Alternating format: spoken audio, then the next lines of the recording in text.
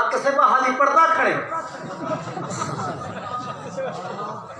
शायद उस बुजुर्ग की निगाह में मैं लंबा पढ़ रहा हूँ, लेकिन उस बुजुर्ग की निगाह में नहीं, आज मैंने पूरा लंबा पढ़ना ही है। माशाल्लाह। आप ऐसे बोलेंगे तो इंशाल्लाह मैं आज आप तो दुख होता है खुदा की कसम, उम्मत ने, पब्लिक ने, अवाम ने शान रिसालत को समझा ही नहीं कि शान रिसालत क्या है। आप जाएं स्कूलों का सिलेबस पढ़ें, इस्लामियात का सिलेबस पढ़ें। अब जब भी किसी मौलवी से पूछेंगे कि मौलवी साहब बताओ मोहम्मद मुस्तफा नबी कब बना, सब मौलवी ने यही कहा कि 40 साल के बाद नबी बना। किताबों में लिख दिया गया, इस्लामियात के सिलेबस में, उर्दू में जो दूसरा चैप्टर होता है, पहले तो हमद होती है, उसके बाद हज़रत मोहम्मद साहब एक चैप्टर होता है, उसमें भी हमने पढ़ा। अगर किसी को शक तो अभी कोई किताब ले आए 7वीं 8वीं से, अभी आपको लिखा दूंगा।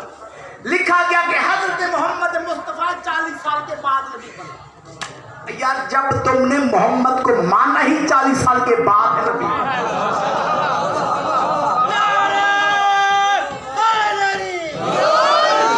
आज मुझे बड़ा जोश चढ़ा हुआ तौहीन रिसालत के पर्चे करवाने का। मैं तेरे साथ हूँ, ये मेरी शिया कौम तेरे साथ है। तू तौहीन रिसालत करने वाले को सजा दिलवा, लेकिन जिसने सबसे पहले तौहीन रिसालत की थी उसी के खिलाफ एक्शन क्यों नहीं लेता? जिसने सबसे पहले रिसालत की तौहीन की, जिसने सबसे पहले मोहम्मद मुस्तफा पे हिज़ियान का इल्जाम लगाया था,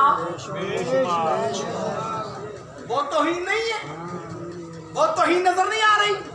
अगर तू सबसे पहले गुस्ताख रिसालत तौहीन को सजा दिलवाता, उसके खिलाफ होता, तो आज किसी को जुर्रत ही ना होती तौहीन रिसालत करने की। सारा तेरा कसूर है, अंदर से बेईमान है, अंदर से पलीत है। क्योंकि जब भी तुझसे पूछा गया कि बता मोहम्मद मुस्तफा नबी कब बने, तूने कहा 40 साल के बाद।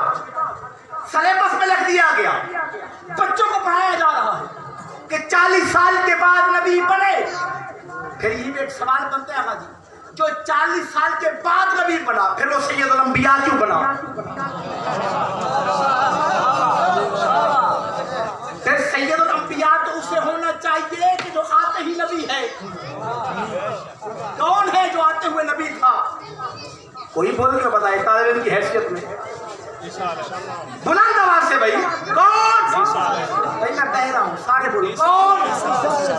हजरत ईसा अलैहिस्सलाम। जब बीबी मरियम बैठी हुई थी पास, ईसा लेटे हुए हैं, अब कौम आई ताना बनी कर रही है, ऐ मरियम ना तो तेरी माँ ऐसी थी ना तेरा बाप ऐसा था, ये बच्चा तू कहाँ से लेके आ गई?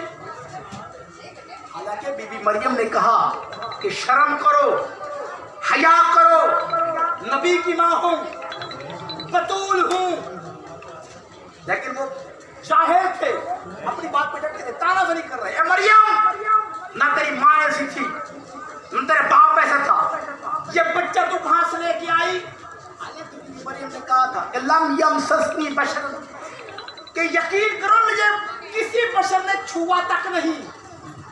कुरान नहीं कह रहा, मुझे किसी बशर ने नहीं छुआ, लेकिन उल्लू के पट्टे अपनी जिद पे रहे, डटे रहे। अब कुरान कहते फशारत इलै, बीबी ने बच्चे की तरफ इशारा, इस बच्चे से पूछ लो। जब बीबी ने इशारा किया तो ईसा को जुबान उतार दी और ईसा बोल पड़े, और बोलते क्या है?